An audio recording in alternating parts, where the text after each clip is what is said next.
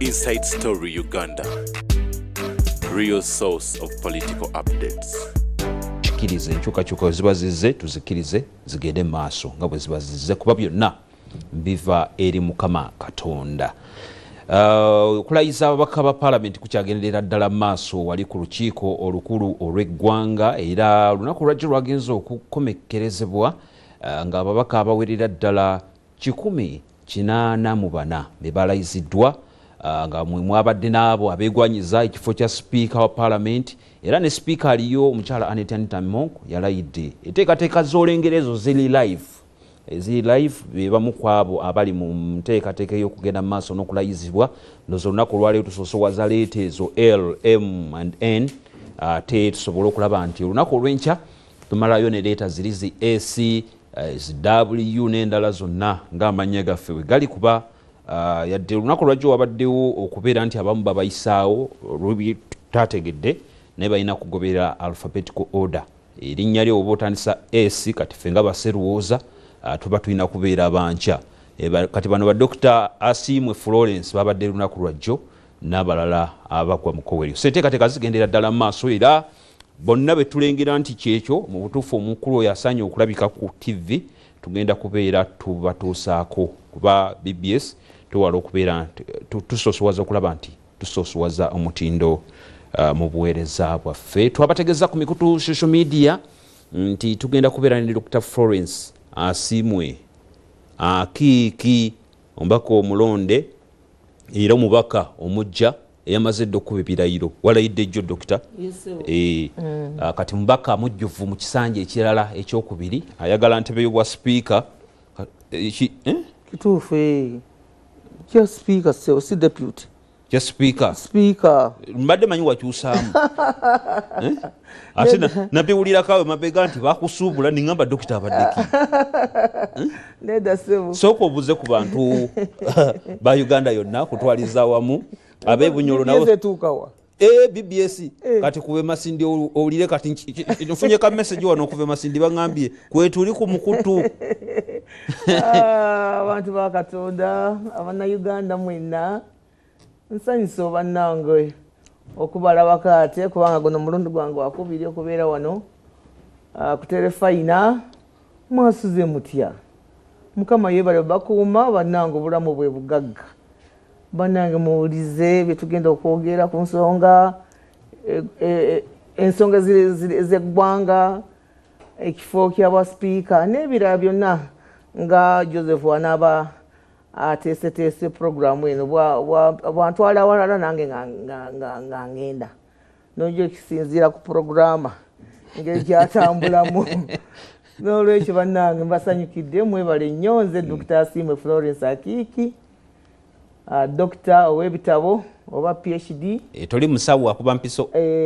nasoma sociology embeera z'abantu nga nasomera mu University ya Cape Town nemala 2028 kati nze mubaka omukyala ow'e Masindi agenze mu kisanja kya kubiri lwa kwagala kw'abantu ba Masindi bampa Dokita nsabye otunule 7 ku 10 bampa obululu 7 ku 10 n'olwekyo kati ndi mu kisanja kyange kyakubiri tekibadde kyangu nno bannange abantu b'e Masindi mbalamusiza bannange muyo kurungi bukeire mwebale kuteekaho babasa rediyo ya Kabaka Terefayina katulinde ebiragarukirawo mutayihawo bayiraba mutagenda heero mwikale haawo mbulize ebigenda kubagambira tweyanzegge ndoza Isiro omumanyi Buganda ne Bunyoro Buganda ne Bunyoro tuli bantu baabo tuli tuti tugenda nnyo mu buwangwa bwaffe bw'amaanyi nazaalawo tomusemberera seba byonna tutambula kyekimu ebale kunyuma gomesi ebale kusiima anti ndi mugole oli mugole kyali mugole bannange bakuwasiza omuzigo omubaka omupya kituufu omubaka omupya Dokita twawulira nti juzi bakusuubula ova mu lwokaano lwa Speaker nengamba Dokita twava wano ng'asuubiza nti akyali mu lwokaano tuwulirayo nti wali abakusuubudde ne bagamba ebisawo ne babireeta ku mmeeza bu va mu lwokaano. Nze susuubulwa yabona bagamba loli Florence Dr. Simwe ndi wa bbeeyi oba obampa kawumbi kameka kubanga erinnya lyange kyekikulu bannange tewali kintu ekikulu Joseph ekisinga erinnya kituufu lyangu nnyo okukola erinnya lyangu nnyo okukola naye mu dakiika egi oyinza olyonoona n'ekyo ekitiibwa kyange nina okikuuma bwe ntwala ssente kiba kitegeeza abaasoma bonna ku levo yange bonna mba mbayiye ne bagamba kati mmwe mwasomera ki ebitabo mwafuna ki nabyo ne musoma ebitabo byonna ne bewasomesa ne byosomesa kati n'abaana be nasomesa e Makerere University bangi bali mu maofiisi eyo baana bangi kubanga nze Makerere nasomesayo emyaka 20 kati teebereza abaana abayise mu mikono gyange ate nga bampanganye ekitiibwa nze nali lecturer omulungi nno era abaana bandaba bamanyi nga nsomesa sociology nga nsomesa first year nga holo yonna ejjudde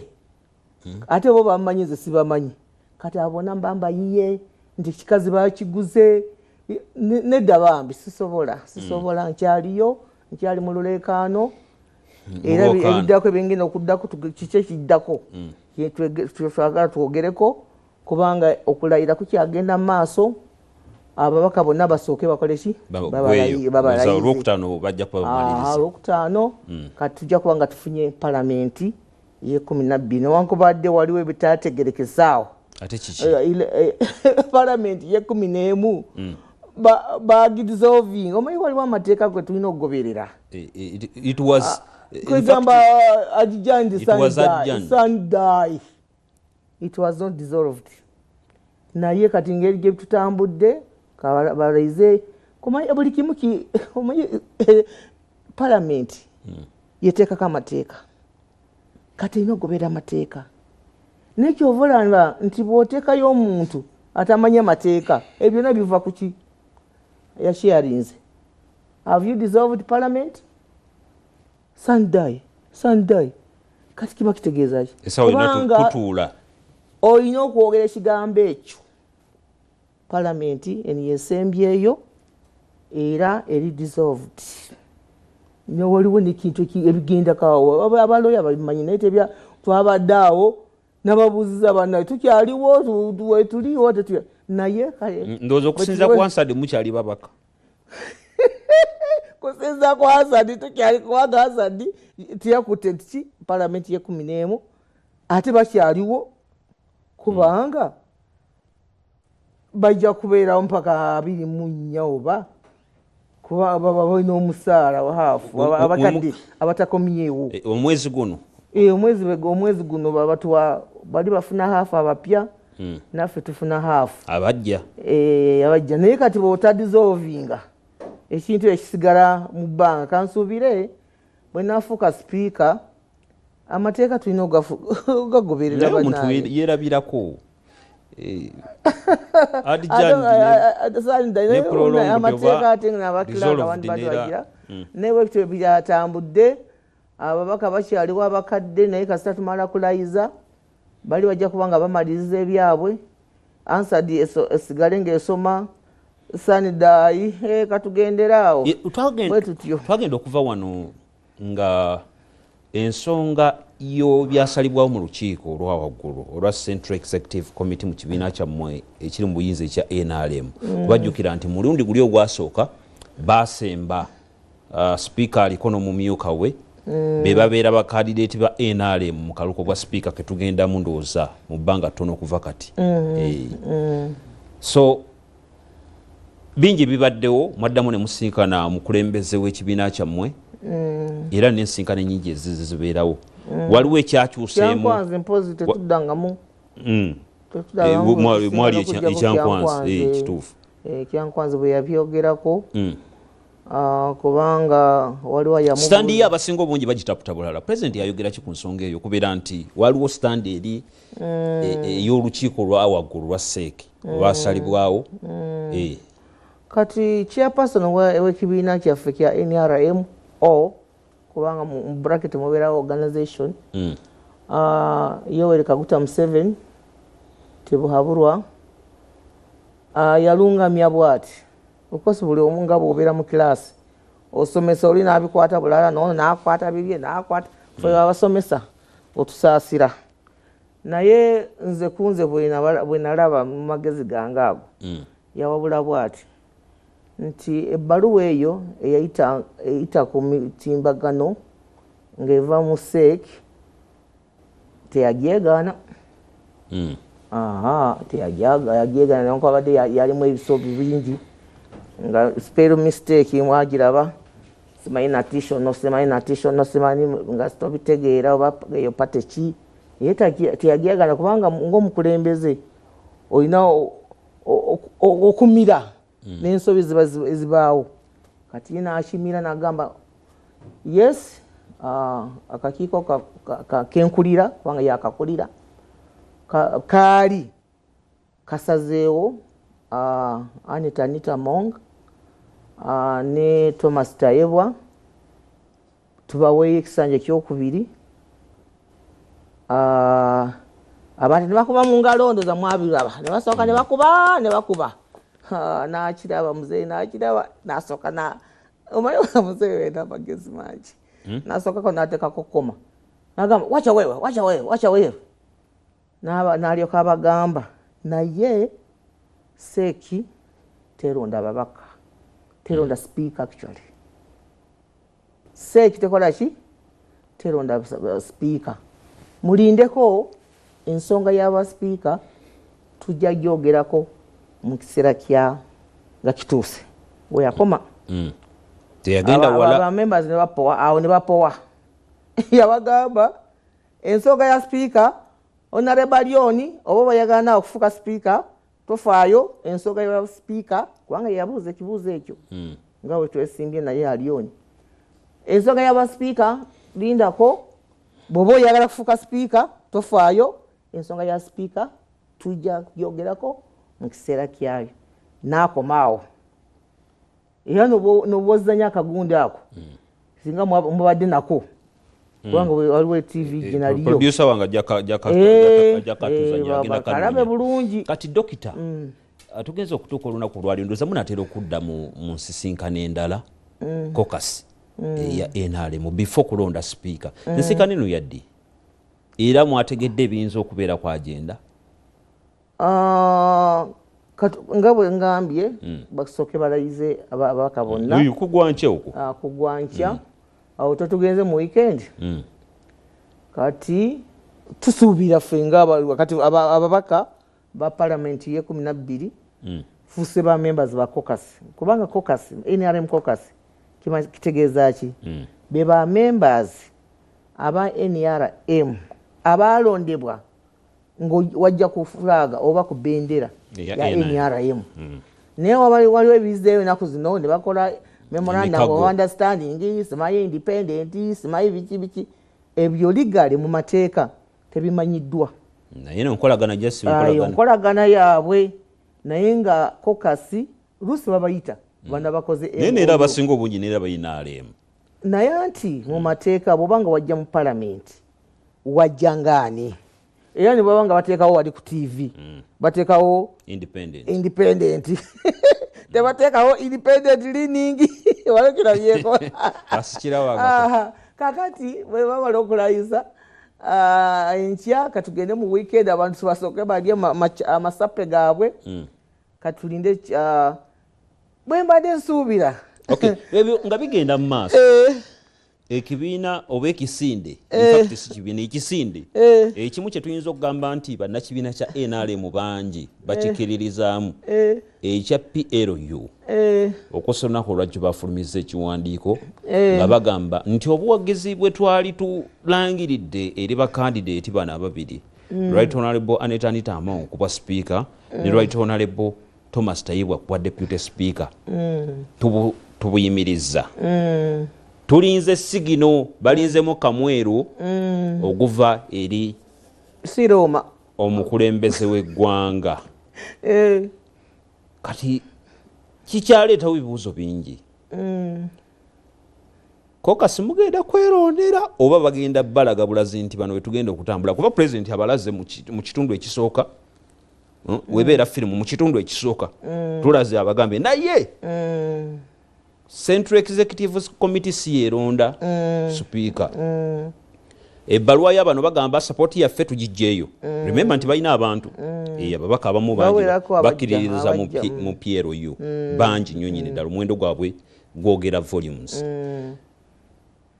obuvunaanyizibwa n'obuyinza bwamwe buli luddawa mu nsonga eno kuba nabo bagamba tulinze sigina eva eri omukulembeze w'eggwanga era bwe mbadde nzijaawo Joseph nongira mu ngeri gy'ebbaluwa eri bwe yalambika bulungi nti seeki bamembazi ba seeki tebalonda ba sipiika kiba kitegeeza nze okulaba kwange kusinza ku katabo kano ako kaki kali wana akatabo bakayita National Resistance Movement Parliamentary Caucus kano katafika amateeka gano ge katufuga agafuka caucus rules of procedure nobabulira mu Luganda rules of procedure improved by not improved approved by SEC on 5th February 2014 akutaba okalaba atege mateeka ge mugoberera ke kano amateeka gaffe ga caucus kutandika linaku z'omwezi 5 ogwokubiri 2024 bakaapprovinga 2014 kati nga bwe yalambika bulungi muzee bwe yalambika kiba kitegeeza tuddeyo ku mateeka gano amateeka gagamba ki bannanga amateeka gagamba ki galambika bulungi musamale gagamba ki ku nsonga engeri kati ojja kubanga oyogera mu Luganda kubanga ngenda kusoma mangu kuteeka omwenda enyingo y'omwenda katika rule number 9 enyingo y'omwenda page 5 page eyokutaano what does it say? What are the rules of election of candidates for speaker and deputy speaker of parliament kusinza ku caucus gagamba kyawo 1 all persons elected to parliament as NRM members shall be eligible to be elected as NRM candidates for speaker and deputy speaker. Omuntu yenna nga yayitawo nga munnakibira kya NRM n'alayira ng'omubaka wa parliament ayina obusobozi bwonna okwesimba ku kifo kya speaker ne deputy. Good. Number 2, a member who wishes to contest for the position of speaker or deputy speaker of parliament shall express his or her interest in writing to the chairperson of the NRM Electoral Commission. Omuntu oyo ayina ekiruubirirwa ekyo okukitwala mu maaso ayina okuwandiikirwa ssentebe w'akakiiko k'ebyokulonda mu kibiina mwakikoze kakati katumaleyo amateeka kubanga tugambe si mangi nnyo gali atano gokka twanguyeko kintu yeno nsonga nkulu kubanga tosobola kwogera ku bwa speaker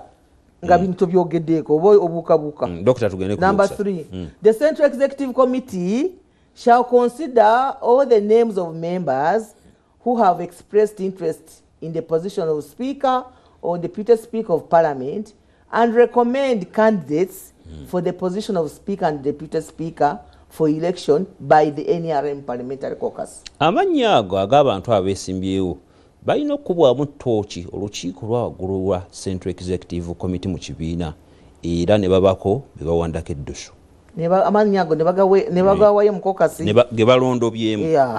Number 4, the chairperson of NRM Electoral Commission shall appoint a date, time and place for nomination and election of the NRM candidates for speaker and deputy speaker of parliament. Ssentebe anaalangirira olunaku ddi ssentebe w'akakiiko k'ebyokulonda analangirira olunaku ddi bwe tugenda okusoosowaza enteekateeka y'okulonda speaker n'omumyuka we. Kasembayo the last one, for the purpose of sub rule 4 which we have just said, the NRM Electoral Commission shall convene the caucus for the election of the NRM candidates for speaker and deputy speaker before the first sitting of parliament. Kikulu nnyo kino kirina okusoosowazibwa bokulonda kuno kulina okusoosowazibwa nga tetunnaba kubeerawo na lutuula lwonna lwa paalamenti ebegenda okuddaku kati ya 12 gye twogerako naye ennyingo ey'essatu z'osaitinze awo mu rules of procedure yammwe ndaba neera seekebera n'enkizo nnene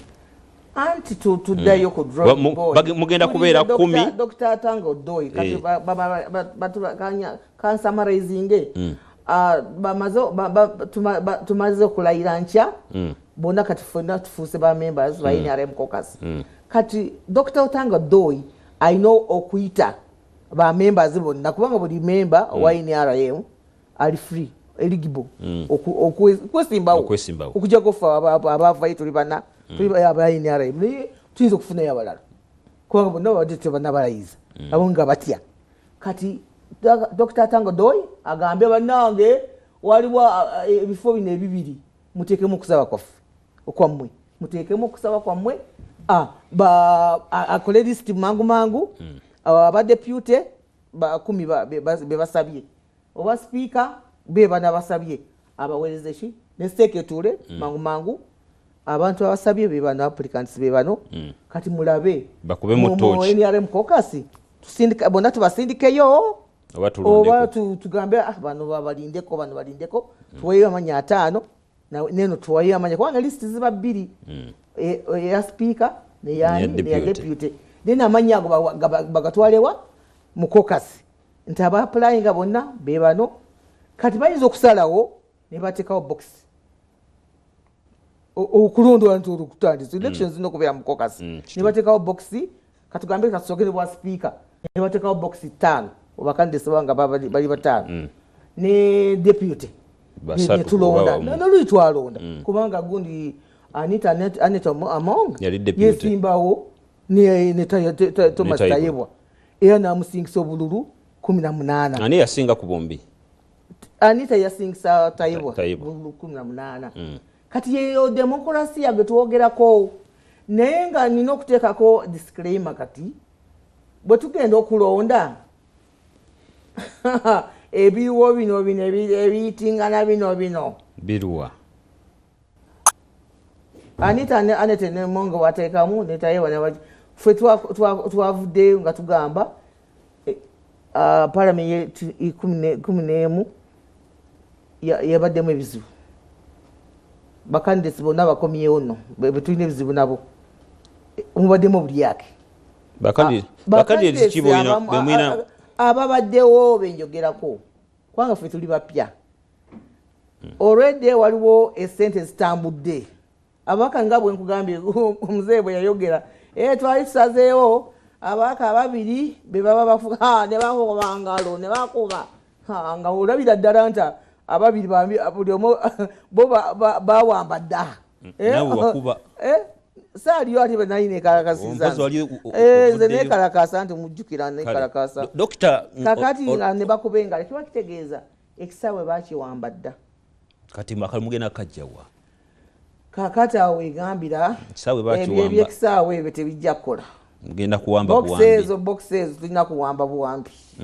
box tezijja kukola kubanga kusinza ku byayo byaliwo ne muzeeyi byerabira gamba wacha wewe ngalaba abantu bonna bakubye engalo nga nabona ekisaawe nga kiwambe agamba kino kifu kati mugenda kukola mutya bali babasinza numbers kakati ebyokulonda box bino nze sibikkirizaamu ogenda kukola otya ogenda kuwamba nga Museveni kakati chairperson wa NRM alina okusala amagezi nti ki ye atuze akakiiko kakasek yesterefayina osobola ogenda ku YouTube ogenda ku X wamu n'enteekateeka endala social media handles WhatsApp zaffe ojja kubeera ogoberera ebigenda maaso ebyo byolengera bili live okusinziira wali bafidi evira ddala wali ku lukiiko lw'eggwanga olukulu abantu bakyagendera ddala mu maaso n'okulayira era n'okuba ebirayiro byabwe okufuuka ababaka ba paalamenti ye12 Dr. Asimwe olulaku lwajjiwa kuba ebirayiro bino naye tuviiridde ku mpewo ebbaluwa eno tewagitangaziza bulungi PLU yafulumiza ebbaluwa ng'eyogera bingi nnyo nnyini ddala gwe wagitegedde otya ebbaluwa eno okusinziira kuba ndaba etambula ng'egamba sapoti yaffe gye tubadde tulina eri bakandidate Seekebe awandako eddusu mu kiseera kino tusoose ne tugiyimirizaamu okutuuka we tunaafuna sigino okuva eri pulezidenti Joseph webale nnyo ku ensonga eyo nga tutunadda ku baluwa eno empya kubalukako yabaluse bubaluse nabadde awo nga ndi kubukedde yageza okulaba Honorable Kabanda ng'agamba nga eringa special announcement kati waliwo ebbaluwa yasooka okujja nga eva era mu ofiisi y'emu nga Honorable Kabanda yagisayininze ng'egamba ababaka bonna abajja ku abasembebwa aba PLU kubanga baweerako simanyi bameka abajja ne bawangula kalulu twagala musagike musembe Right Honorable Among ne Thomas Tayebwa ng'abantu be batuufu bagenda okubeera buki mu bifo ebyo owange nange bwe nagira ebaluwa nengamba oke bapiira naye ngamba neneebuuza nga nze abimanyi ye PLU egiramuwa kubanga tetulina kibiina kye bayita PLU tulina NRM naye nkimanyi tulina standby generator ekyo nakyo nkimanyi naye kati mu bintu by'okulonda kino kijiramu naye ngamba wange kambite ngamba ba MK akkiriza neze ndi mukazi wa Saala nno nze nsaba sapule njiraba sapule ogiraba temwesi tuli mu gwa mama baneze Katonda yandeeta bane mwino okimanya bane Katonda yaleeta Katonda yakujjawa kwaloza abawona abajjanga aba Isaiah abona abajjanga nga balanga aba Jeremiah bani bavangawa kati Katonda ayita mu bantu kati yaleeta Dr. Sim Florence okulaba enseena ikozeki ababulidde ebituufu kakati ebbaluwa yebe yajja nesafaayo naye nabadde ndi awo nemusaala zange nengamba ate kiki Honorable Kabanda ogubadde ngwe ebbaluwa gyetwawandiika luli bannange tugijjeeyo anti ffe tugondera mateeka nengamba Katonda weebale bannaye oba ndikwebaza ntya wati weyogedde Honorable Kabanda bandagidde ngisome kitegeeza ki abunabaffe abakatuliki Yezu nga tannajja wabeerangawo abantu bangi abajja abalanzi Isaiah ba Jeremiah bani abalanzi bajja bangi naye waliwo omusajja omu gwe bayita John Yohana the Baptist yeyalangira ddala okujja kwa Yezu n'agamba bannange mutereze amakubo gammwe mutereze empisa obuguwa kati PLU nze njabanga Yohana omubatize bannaye PLU mwebale kati mutandise okutereza amakubo bano abadde batambula mbaliga mutandise okubatereza kubanga ebbaluwa eyasooka eri yali ebawabizza n'olwekyo Yohana kati mulindire ddala kubanga yakirambise bulungi ntamanya 2 muzeeyi ganaawa teyagambe manya mangi aga 2 kuba speaker noba deputy amanya 2 muzeeyi ganaaba abawadde mu caucus mwagira abantu abo kati kibuuzo kiri nti yanaaba Dr. Sim Florence ayinza okomyawo gali 2 yanaaba ayinza okukomyawo sikiwa agenda komya amanya 2 gali agasooka anaaba Dr. Sim Florence Akiki anaaba Honorable Mau anaaba Honorable Namuganza anaaba Honorable Manyoto anaba Honorable Alioni Honorable Anita Amongo abo tebaliimu abo ababiri abo wenkirabi bannange be bakandidate baso okuwandako eddusu abo kakati abo kubanga ebbaluwa yandibadde egamba mungere maaso kubo muwabagire kakati ate okubagamba tubajjeyo temubawagira katulaba tebikwatagana ali ebbaluwa eri eyasooka muwagire ababiri amanya ne bagogera kati bakugambye owange agamba mubiveeko ate gokomyama kati waliwo njawulo ki ebeera waawo enjawulo ebeerawo ki ate n'okomyawo abiri gali so gamba Piero you determinant mu kalulu kano nyonyo ngambe John Baptist omubatizi John kamakuba gatandise okulongoka ndoze ebitingana buyulira tuguze emotoka semaye bagita abatya n'amanya sigama emotoka nga yabalumye nnyo bannange emotoka ye sente ze bagambe babadde basime bagiwadde ngo kirabo kagati nze najja wano ngamba omuntu abeera n'abawagizi beebweru ne bamuwanga ekirabo ne kuno ate amaanyi gaaki tujja kunoonyereza omuntu alina support y'abantu nze najja wano kyatuleeta wano abamu ekitujjeeyo okwesimba ku basipiika erinnya lya palamenti lyagiru lyagenda lyalazeewa nati erinnya lya palamenti we liba lyagenda nammwe ababaka abaliyo kitegeeza nammwe mubadde mucontributing okulitwala ekikulu ye wategedde nti ababaka abapya aba NRM tuli abataaliyo kubanga nze ndi retani bali 234 abapya nga abazze yes saba baddeyo fe ababaddeyo tuli 134 kitegeeza abasinga obungi bakubiddwa mu kati kiba kitegeeza ki nti bingi byatamanya ebibadde mu palamenti eno kyova nti mbadde ngezaako kubawabula nti bannange ebintu binnyo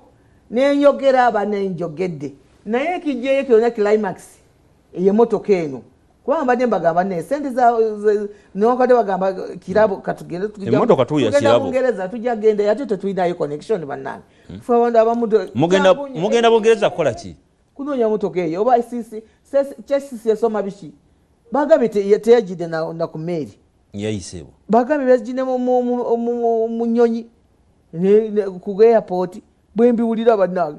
nti teyayise ku meeri kati tujja kulaba kyesisi namba biki ebyo ndo tujja bannaye kati emmotoka donation kati tujja bitegeera naye kakati twagala nga tetunaba kulonda sipiika omupya bateekeko akakiiko naye obudde tetubuyina bandi badde banoonyereza ensaasanya ya palamenti esente za palamenti ebedda itya kubanga waliwo bambi waliwo olupapula wano lwenina ngenda kululekera lugamba kyo olupapula waliwo bambi director omu ku ba directors aba palamenti alumirirwa eggwanga lino wamunda abadde director yatuwandikira ebbaluwa ffe abeesimbyewo n'atulaga ebintu nga bwe byayononeka kati ng'ebbaluwa egamba bweti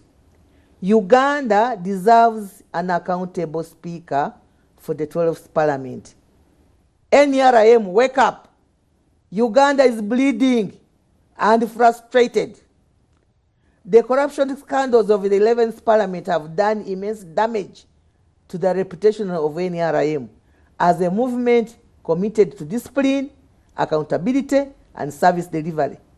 International sanctions, public protests, widespread media coverage have painted the 11th parliament and by the extension the NRM as captured by greed, show-offs, self-servicing individuals. The 12th parliament must answer the question. Director. Is NRM captured? Does NRM wish to restore the reputation of parliament and public trust? Then change of leadership must happen. Director akyali akyakola oyo. Teyateeka kino teyateekako linnya lye. Naye nga gyali naye ng'akaaba. Ebbaluwa eno ngera gikulekera n'atulaga banekaddaga nga esente yalina ntono nnyo yalina miliyoni nga 4 oba kifumbe kino ekiwandiiko naawe akulagira ddala byonna. Director omumanyi kale tomwogera linnya naye omumanyi. Tumumanyi akola muli n'agamba NRM ekibiina kyafuuka kyoba nti abantu bagenda ne batukyawa ekibiina ebbaluwa ndabanga ey'opposition eno kati sente onabakaddaage sente ze yalina zaali ntono nnyo naye oyogula bucosta buses obulamu buno bwetutambuliramu yabugula naye nga alina sente ntono naye kati bwetwogerera speaker alina 8 naye yabagulira basi nono nera mwafuna tagulanga na kintu yabigulawo bintu byonna byabisangako anita alina yabiyagula n'ekintu n'eki bintu byonna yabisangako ali mu kulabirira ababaka mubeere bulungi buno because tabambi obututalibulewo nga tugenda mu oversight aho datonda kadaga yabugula but yetaina na kintu kyalaga mubere fe anti mu mulembe gwa Mongo mubadde bulungi babaka muyagala sente zeyongedde zize ez'emmotoka mugenda funa mpitirivu buli sente bonna bu committee bonna bwafa kati kankubulye Joseph twagenda mu elections si mu June last year quarters zona sente zona obukomiti waitutuko naye nga sente zibeerayo esente zona zaawutibwa obukomiti twakomawo nga tumaze elections nitugezaho okulaba nti bane katumalize emirimu gyaffe tukole report abalijja balisanga ng'esente zirabako esene nga tozirabako emotoka yogenda okunoonyereza iyo tuuse Bungereza ogenda ddi abannange Bungereza ate tugenda ku Bungereza anti ogambye ogenda Bungereza kunoonyereza Bungereza inayo abantu bange naawe ate gonze Florence international ogirabe eyo tujja kufuna chassis namba biki byonna ate obaasa tusobola omanyi oyinza okubanga oyambadde olugoye luno nawe ne balugugolinga ne bakubulira olugoye engoye ze zayambala ziraba naye emmotoka yabalumye nnyo zona za Queen ogugolinga bagugolinze n'aba UK ezo engoye za pounds zosime okagamba okwejala kwegamba nze no Dr. Florence ne muzeete ejala mulabo omuntu goyo kabuta Museveni omulaba nga yambala saati yawe omuntu goyogera kai alina business ez'enjawulo n'ebirala bimuwa sente nga uli yali atya yajja nazo yalina sente nga yalina wamulabako nga zirina naye ennyumba gye yazimba Bukedde walogira byeyo ennyumba eya Bukedde yajja nayo omuntu yenna azimba amaka kati Dr. Florence nga budde sente za parliament bannange wadibudde omukyala yadibudde sente za parliament n'akamala ekisooka watulaze nti toyina abasupport ezisinga obungi oba abantu abasinga obungi bali ku bantu babiri bali ku Right Honorable Anita Amongo ne Right Honorable Thomas Tayibwa obululu mugenda bujjawa nga bwe nakugambye kuba nkimanyi research wagikoze dda okulonda tekitugenda kubeera eyamuze atatuteetera biboxi bye ebyawo kuggulu tulonde bali ababaka babagula dda omukazi yatambula ensi yonna nti anoonya kalulu ka muzeeyi nga kumbe anoonya kake omanyi yatambula ensi yonna n'agimala ababaka n'abawa sente n'azina nabo kati omuntu ng'oyo oyinza okwesimbawo nawo n'omusobola yatambula ensi yonna lwaki ate mwe yabagana kutambula n'abafumbira abakyala yabafumbira breakfast Dr. Florence tenatuuka n'abaliisa Dr. Florence aba yabagula dda omukyala yasooka n'asekiwalinga ekifo kye ng'omubaka omukyala wa Bukedde n'ayitamu unopposed n'ajja mu kalulu n'asobola okutravasinga eggwanga lyonna akalulu ke Bukedde abanesinga mufuna gundi ne mugugolinga bannange omanyi bwe baamala okumunominating ebyuma byafa electoral commission bannange namwe sibategeera kubanga mwami byabakamu saaba bakutegeeraawo omukazi bwe baamala okumunominatinga ebyuma byafa nga teyakirizibwa kugenda kumunominatinga kati omuntu atagala kwenyigira mu kulondebwa ota mu nyumba y'ababaka abayita mu tanuuru okubalonda ye yeegula abakazi bonna n'abasibasiba naye kati gweoyagala obeere wali otuule mu ntebe otandika okutuboggolera gwe tewayita mu tanuuru nanti ndabayo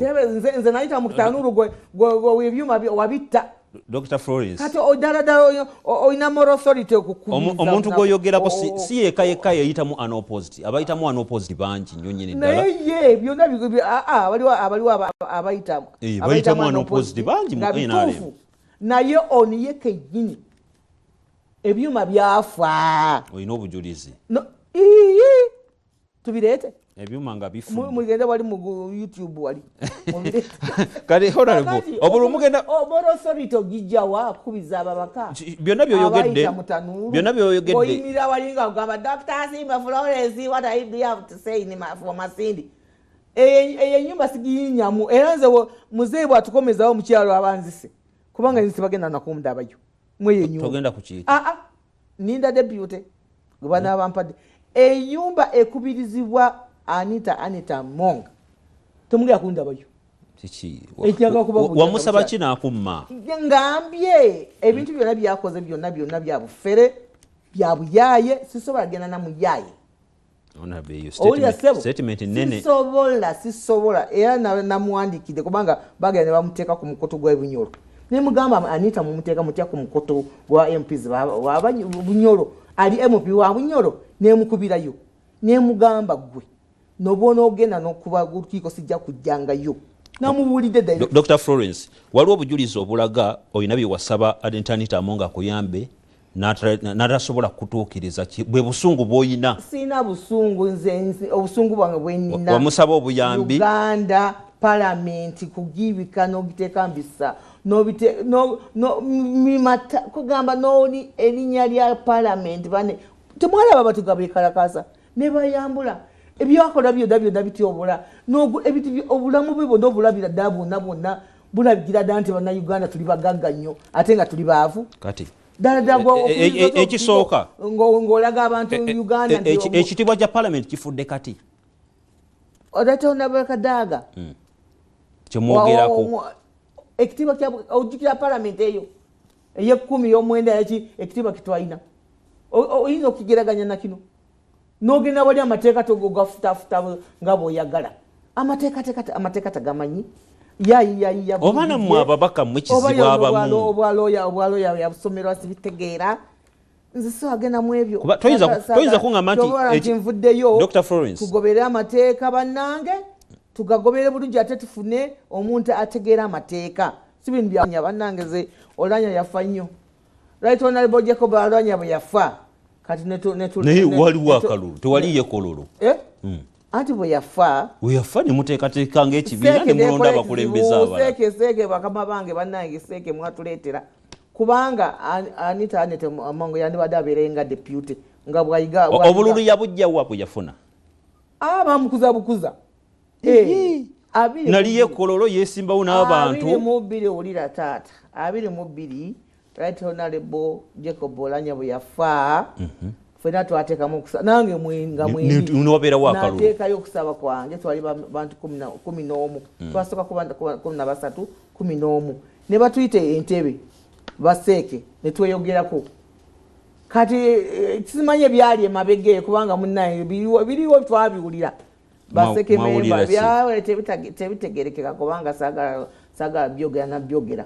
kubanga oluvannyuma ne bagamba nti omukazi katumwambuse kafuke speaker nga bamulabyemu potential ekizibu kyajja kwekiti tebagobera amateeka era gano getwogerako tulina amateeka gafa gatali mawandiike nti deputy speaker amala emyaka 10 asavinga myaka 10 speaker si mawandiike tibiri muno era amateeka gano tujja gakyusa speaker bw'obanga okomyeyo kubanga tizi automatic bayinza okuba nga tebakulonze bw'okomawo nosavinga katono yakasavinga keetaano gyokka kakati bwe yali deputy speaker Right Honorable Olanya n'afa seeki yandibadde egamba oli deputy speaker amateeka gafa gatali mawandiike osavinga myaka 10 ate kikuleese wano yabadde ku kya deputy speaker anti tanga ye tannaba kumala emyaka 10 mbone Joseph kyandibadde kya myaka oba bukugu omuntu okubeera nti alina potential gagamba nti deputy speaker amalenga myaka egi nga si mawandiike naye seeki ekizibu kyeyakola omuwala ono avuddemu FDC okimanyi nti yava mu FDC omukyalo ono omuwala kamwite omukyala kale avudde mu FDC bali bagamba omukyalo ono kagira abeera wali ku deputy nga bwe tumwetegereza kubanga tisi ono ne batufunira senior speaker ayandibadde amalako ekisanja kyani Dr. nga tumaliriza mu ekisanja kya Anita Among ye Parliament esinza okuyisa amateeka agasinga obungi gakola agamu bagaba mu constitutional court nga yagagobyeyo Dr. Sibula banange mwebale nnyo abananga batuwuliriza mwebale okuwuliriza ensonga zaffe zikwata ku Parliament ya Uganda naddala Parliament ye12 byetwogedde bituufu ate nga Dr. Sim Florence nkyali mu luleekaano nga bwe tulinda okuwabulwa kwa chairperson waffe owa NRM kiki ekigenda mu maaso. Naye kyemmanyi Uganda egenda kukyuka, parliament egenda kukyuka. Mwongere saara nze sapuli olunaku siba nsaba musobere ddala bannange abeewo enkyuka. Kyemmanyi Uganda egenda kukyuka. Corruption banenga obulyake tubulwanise tusobole kufuna amalwaliro, amasomero, bintu bingi ebigootanya, amakubo gonna mabi, ebinnya bingi. Kati sente tuzirya trillion 10 bwe ze tulya buli mwaka mu bulyake. Twagala ebintu bilo